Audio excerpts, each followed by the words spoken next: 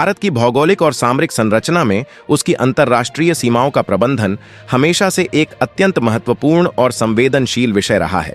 जब भी राष्ट्र की सुरक्षा की बात आती है तो सीमाओं की चौकसी सबसे पहली प्राथमिकता बन जाती है। हाल के दिनों में भारत की पूर्वी सीमा, विशेषकर भारत बांग्लादेश सीमा को लेकर जीरो टॉलरेंस और फेंसिंग विवाद जैसे शब्द बहुत तेजी से चर्चा का विषय बने हैं। आम जनमानस में इन शब्दों को सुनकर अक्सर एक तनावपूर्ण या टकराव वाली स्थिति की छवि उभरती है। ऐसा प्रतीत होने लगता है मानो सीमा पर कोई बहुत बड़ा संकट आ खड़ा हुआ है।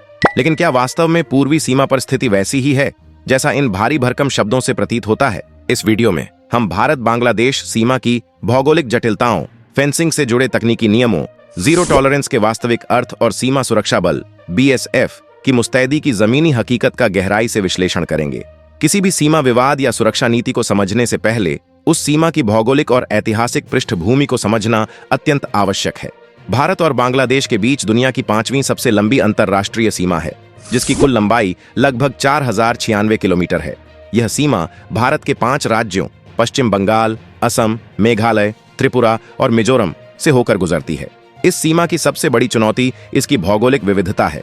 यह सीमा केवल समतल मैदानों तक सीमित नहीं है, बल्कि इसमें घने जंगल, दलदली इलाके, ऊंची पहाड़ियां और सबसे महत्वपूर्ण रूप से नदियां शामिल हैं।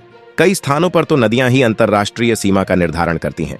बरसात के मौसम में जब इन नदियों का जलस्तर बढ़ता है तो भौगोलिक परिदृश्य पूरी तरह से बदल जाता है, जिससे सीमा की निगरानी करना एक अत्यंत कठिन और चुनौतीपूर्ण कार्य बन जाता है।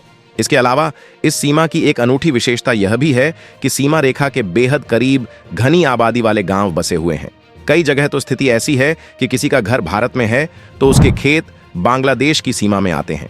इतनी जटिल और घनी आबादी वाली सीमा का प्रबंधन करना दुनिया के किसी भी सुरक्षा बल के लिए एक बहुत बड़ी चुनौती है। फेंसिंग विवाद की जड़ तक पहुंचने के लिए हमें इतिहास के पन्नों को थोड़ा पीछे पलटना होगा।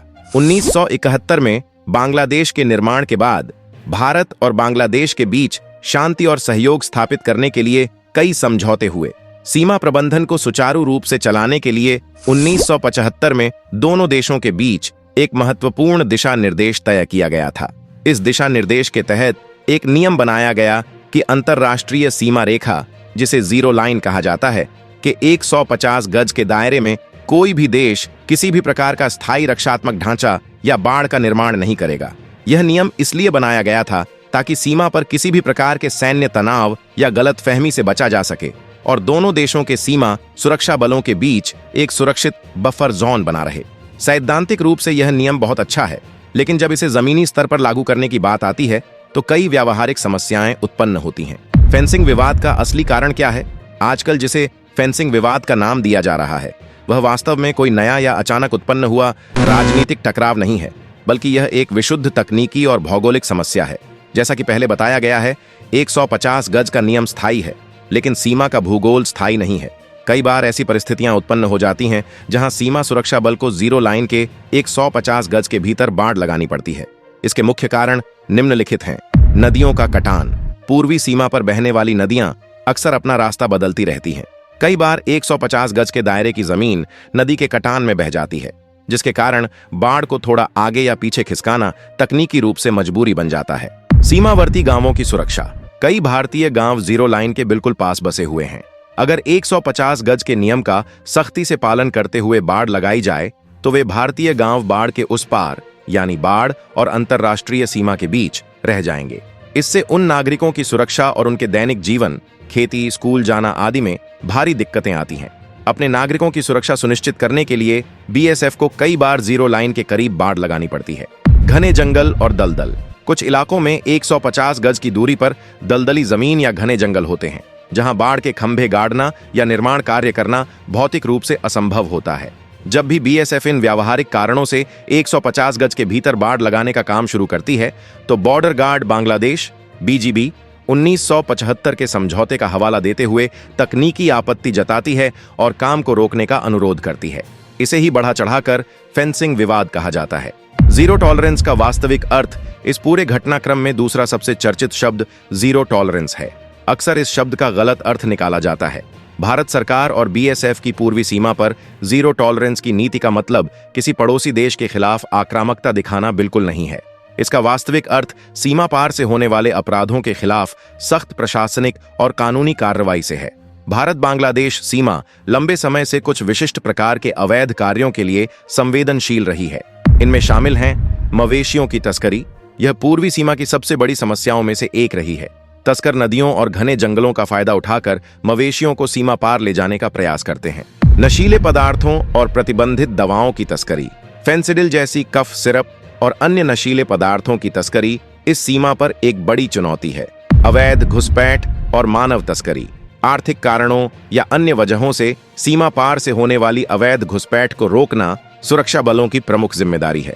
जाली मुद्रा, अर्थव्यवस्था को नुकसान पहुंचाने के लिए नकली नोटों की तस्करी का प्रयास भी तस्करों द्वारा किया जाता है। जीरो टॉलरेंस का सीधा सा अर्थ यह है कि बीएसएफ इन तस्करों, घुसपैठियों और राष्ट्र विरोधी तत्वों के खिलाफ कोई भी नरमी नहीं बरतेगी। जो भी व्यक्ति इन अवैध गतिविधियों में लिप्त पाया जाएगा, उसके खिलाफ सख्त से सख्त कानूनी कार्रवाई की जाएगी। यह नीति विशुद्ध रूप से अपराध को खत्म करने और राष्ट्रीय सुरक्षा को मजबूत करने के लिए है। बीएसएफ का पेशेवर रवैया, फ्लैग मीटिंग और कूटनीतिक समाधान सीमा सुरक्षा बल को दुनिया के सबसे अनुशासित, पेशेवर और मुस्तैद सीमा रक्षक बलों में गिना जाता है। जब भी फेंसिंग को लेकर या सीमा पर गश्त के दौरान बीजीबी बांग्लादेश के साथ कोई असहमति या तकनीकी विवाद उत्पन्न होता है, तो बीएसएफ अत्यंत परिपक्वता और कूटनीतिक सूझबूझ का परिचय देती है। ऐसे मामलों को सुलझाने के लिए स्थापित प्रोटोकॉल का पालन किया जाता है, जिसे फ्लैग मीटिंग कहा जाता है। स्थानीय स्तर की वार्ता, जब भी बाड़ लगाने के काम पर आपत्ति आती है, तो स्थानीय बीएसएफ कमांडर और बीजीबी कमांडर तुरंत एक फ्लैग मीटिंग बुलाते हैं।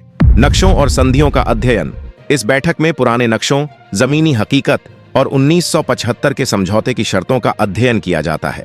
शांतिपूर्ण समाधान, दोनों बल आपसी सहमति से एक ऐसा रास्ता निकालते हैं जिससे समझौते का भी पालन हो और सुरक्षा से भी कोई समझौता न करना पड़े। बीएसएफ हमेशा बातचीत और कूटनीति के माध्यम से मामलों को सुलझाने में विश्वास रखती है।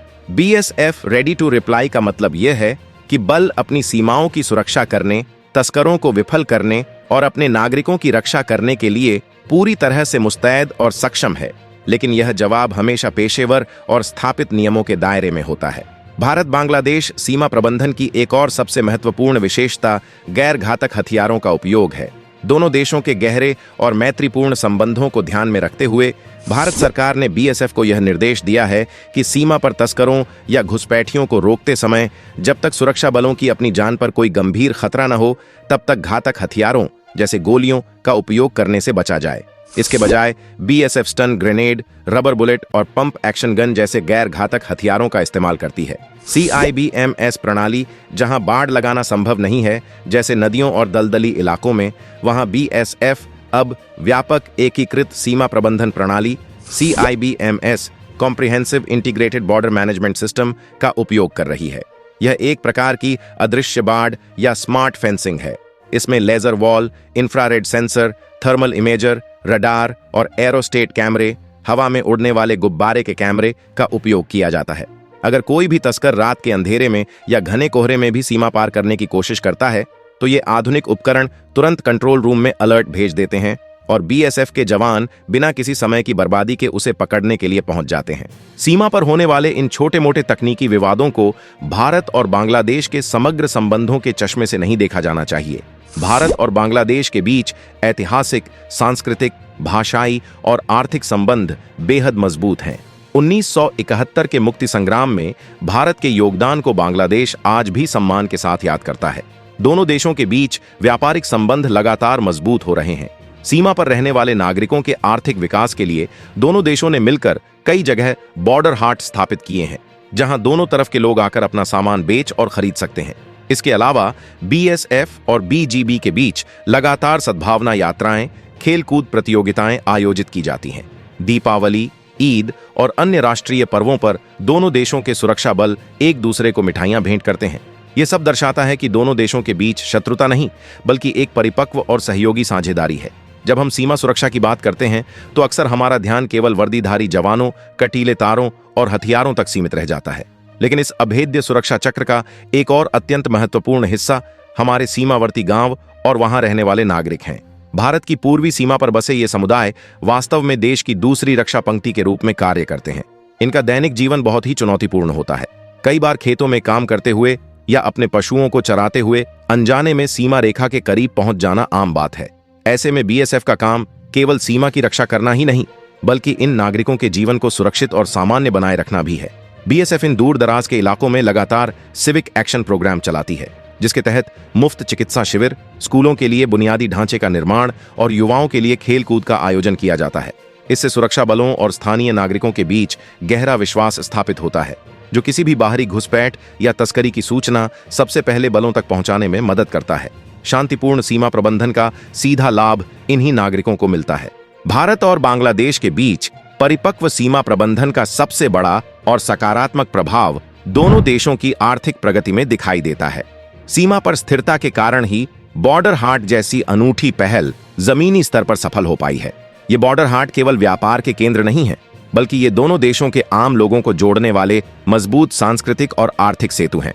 यहाँ दोनों तरफ के छोटे किसान, कारीगर और व्यापारी बिना किसी अंतर्राष्ट्रीय वीजा या पासपोर्ट की जटिलताओं के अपने स्थानीय उत्पादों का लेन देन कर सकते हैं। इससे न केवल सीमावर्ती इलाकों की गरीबी दूर हो रही है, बल्कि लोगों में एक दूसरे के प्रति सद्भावना भी बढ़ रही है। यदि सीमा पर सच में युद्ध या तनाव जैसी स्थिति होती, तो यह सारा आर्थिक और ढांचागत तंत्र तुरंत चरमरा जाता। कूटनीतिक वार्ताओं से सीमा विवादों को सुलझाने की नीति यह सुनिश्चित करती है कि यह विकास का पहिया बिना किसी रुकावट के घूमता रहे। जैसे जैसे समय बदल रहा है, वैसे वैसे सीमा पार होने वाले अपराधों का तरीका भी बदल रहा है। आज के समय में तस्कर और राष्ट्र विरोधी तत्व भी आधुनिक तकनीक का सहारा ले रहे हैं, जैसे कि मादक पदार्थों की तस्करी के लिए सीमा पार से ड्रोन का उपयोग करना। ऐसे में भारतीय सुरक्षा बलों ने भी खुद को एक अत्यधिक आधुनिक और उन्नत बल में बदल लिया है। स्मार्ट फेंसिंग के अलावा अब भारतीय सीमाओं पर कृत्रिम बुद्धिमत्ता, आर्टिफिशियल इंटेलिजेंस (AI) का उपयोग भी तेजी से बढ़ रहा है। AI से लैस आधुनिक कैमरे और सेंसर अब इंसान और जानवर के बीच का फर्क खुद पहचान सकते हैं, जिससे जवानों को मिलने वाले फॉल्स अलार्म, गलत चेतावनियों की संख्या में भारी कमी आई है। भविष्य में सीमा प्रबंधन पूरी तरह से स्मार्ट बॉर्डर्स पर निर्भर होगा, जहां तकनीक और मानवीय कौशल का एक अचूक संगम देखने को मिलेगा। यह तकनीकी विकास इस बात की पुष्टि करता है कि भारत की तैयारी पूरी तरह से रक्षात्मक और निवारक है। आज के आधुनिक और डिजिटल युग में असली युद्ध केवल सीमाओं पर नहीं लड़े जाते, बल्कि इंटरनेट के माध्यम से लोगों के दिमाग में भी लड़े जाते हैं। इसे सूचना युद्ध कहा जाता है। हाल के दिनों में पूर्वी सीमा को लेकर जो तनावपूर्ण और भ्रामक खबरें फैलाई गई हैं, वे इसी खतरनाक सूचना युद्ध का हिस्सा हैं। कुछ निहित स्वार्थ वाले तत्व, असामाजिक समूह या महज कुछ आर्थिक लाभ कमाने वाले मंच एक छोटी सी प्रशासनिक घटना जैसे फेंसिंग को लेकर तकनीकी आपत्ति को बढ़ा चढ़ाकर एक अंतर्राष्ट्रीय संकट के रूप में पेश करते हैं। उनका मुख्य उद्देश्य समाज में डर, अनिश्चितता और भ्रम का माहौल पैदा करना होता है। जब आम नागरिक बिना तथ्यों की जांच किए इन भ्रामक खबरों पर विश्वास कर लेते हैं, तो वे अनजाने में ही ऐसे तत्वों के मंसूबों को सफल बना देते हैं। राष्ट्रीय सुरक्षा से जुड़े संवेदनशील विषयों पर इस तरह की आधारहीन खबरें न केवल देश के नागरिकों को गुमराह करती हैं, बल्कि अंतर्राष्ट्रीय स्तर पर देश की परिपक्व छवि को भी प्रभावित कर सकती हैं। लोकतंत्र में राष्ट्रीय सुरक्षा केवल सेना या सरकार का दायित्व नहीं है। इसमें देश के हर नागरिक की एक अहम भूमिका होती है। एक जागरूक और जिम्मेदार नागरिक के रूप में हमारा यह प्रथम कर्तव्य है कि हम सुरक्षा बलों की कार्यप्रणाली और उनके पेशेवर रवैये पर पूरा भरोसा रखें। बीएसएफ के जवान अपना घर परिवार छोड़कर दलदली मच्छरों, बारिश और घने जंगलों के बीच हमारी रक्षा के लिए मुस्तैद खड़े हैं। हमें समाचारों को पढ़ते या देखते समय आलोचनात्मक सोच विकसित करनी होगी। किसी भी संवेदनशील खबर की पुष्टि हमेशा आधिकारिक सरकारी बयानों, रक्षा मंत्रालयों की प्रेस विज्ञप्तियों या विश्वसनीय समाचार माध्यमों से ही करनी चाहिए। अफवाहों को रोकना और सत्य को बढ़ावा देना भी आज के समय में एक प्रकार की राष्ट्र सेवा ही है। हमें यह गहराई से समझना होगा कि ऐसी भ्रामक जानकारियों का उद्देश्य केवल लोगों का ध्यान खींचना नहीं होता, बल्कि यह समाज के मनोबल को कमजोर करने का एक छिपा हुआ प्रयास भी हो सकता है। जब हम बिना सोचे समझे डर और घबराहट फैलाने वाली अफवाहों पर विश्वास कर लेते हैं, तो हम अनजाने में देश के भीतर अस्थिरता पैदा करते हैं। हमारे सुरक्षा बल, विशेषकर सीमा सुरक्षा बल (BSF) के जवान अपने घर परिवार से दूर हर मौसम की मार सहते हुए हमारी सीमाओं की अटूट सुरक्षा कर रहे हैं। वे अपना कर्तव्य पूरी निष्ठा से निभा रहे हैं। अब हमारी बारी है कि हम एक जिम्मेदार नागरिक का फर्ज निभाएं। इंटरनेट पर मिलने वाली हर जानकारी को सच मानकर घबराने के बजाय धैर्य रखें और तथ्यों की गहराई तक जाएं।